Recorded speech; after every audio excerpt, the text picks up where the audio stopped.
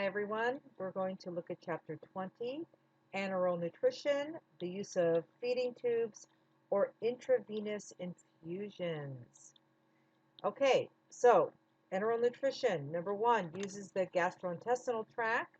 It's known as tube feeding, and it is preferred to parenteral nutrition if the GI tract is functioning.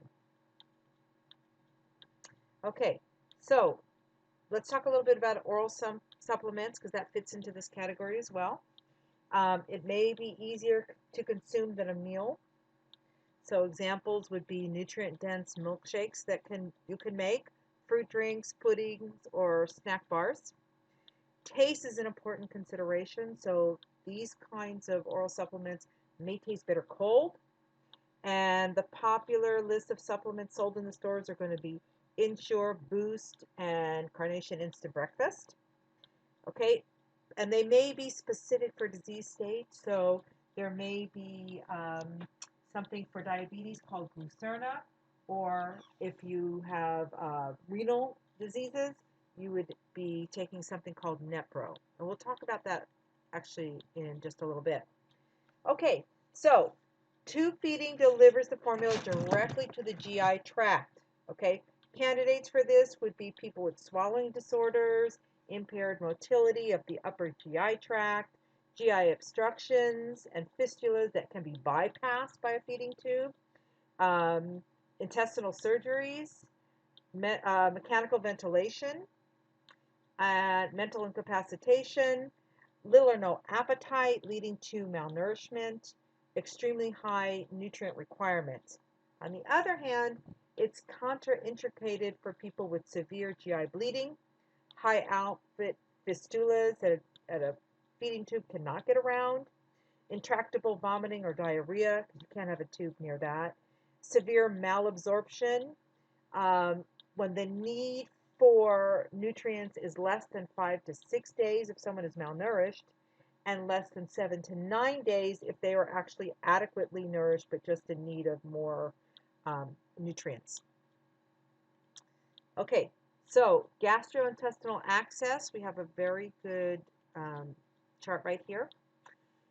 Chosen when the duration of less than 4 weeks is expected. Okay, and that's going to be transnasal. It's going to be right through the nose. Anerostomy, it's a direct route to the stomach, so it's actually an opening in the abdominal wall, and you can see it, it's going to be here. It's either a gastromy or a jejunostomy. Okay, it's selected when the duration is less than 4 weeks. Okay, so gastric feedings are avoided in patients with obviously high risk of aspiration, right? Because we do not want the contents of the stomach entering into the lungs at any time. Feeding tubes are often soft and flexible, right? Silicone, polyurethane, polyvinyl. They come in various lengths and diameters. They're measured by French units. The choice is based on patient age and size and formula viscosity. We want actually the smallest diameter tube that can be used to push the formula through. Okay, so here is the another chart, a really good chart on tube routes. Okay, so enteral formulas, they're going to be broken down as shown here.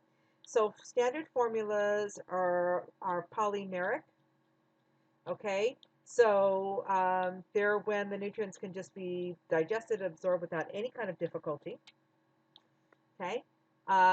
Elemental formulas are hydrolyzed, okay?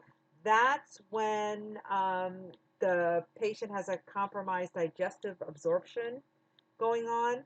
So proteins and carbs are all broken down. May provide fat from medium chain triglycerides, which is very easily absorbable in the body. There are specialized formulas. They tend to be expensive and controversial.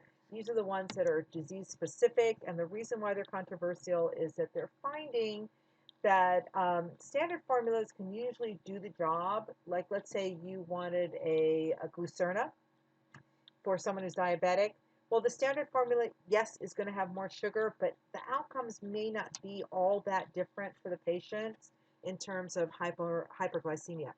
So there's a lot of studies done on that, and it's still out there. And then modular formulas, that's if you want to provide certain nutrient combinations in addition to what's already provided. There are actually more than 75 enteral formulas on the market right now. And here's sort of like just a look at it. Okay, so the formula characteristics obviously are going to vary in nutrient and energy densities. Okay, and that could be one way that you would determine what's going to be used.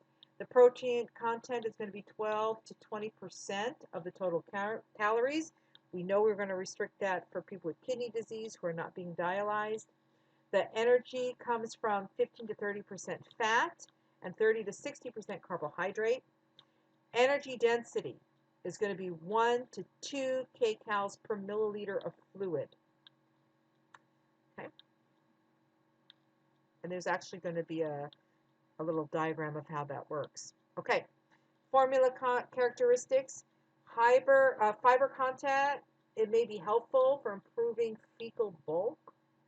Okay, so if there's constipation, diarrhea, or maintaining blood glucose, may not be a good idea for somebody who has acute intestinal distress, pancreatitis, or if they are before or after intestinal exams or surgeries.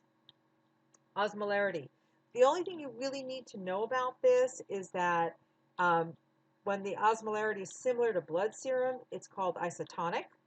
And when it's greater than blood serum, it's called hypertonic. Okay? So if they are administering medications into the formula as well, it could increase the osmotic load and possibly lead to diarrhea, which would not be good. Next, let's look at selecting formulas. So we are going to be looking at it, and depending on the manufacturer of the formula, all of this is going to be provided to you in like a booklet. I'll try to remember to bring mine in.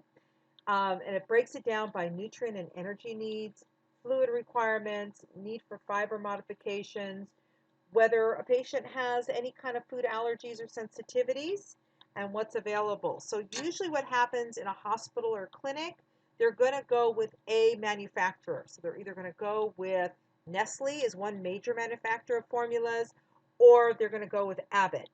There usually isn't too much of a mixture of the two, but there might be. But what you will get from when you start your job working in a hospital is you will actually get a printout telling you what formulas are available. Why is this important? Because the booklets that come with it, you're going to determine the energy needs for your patient.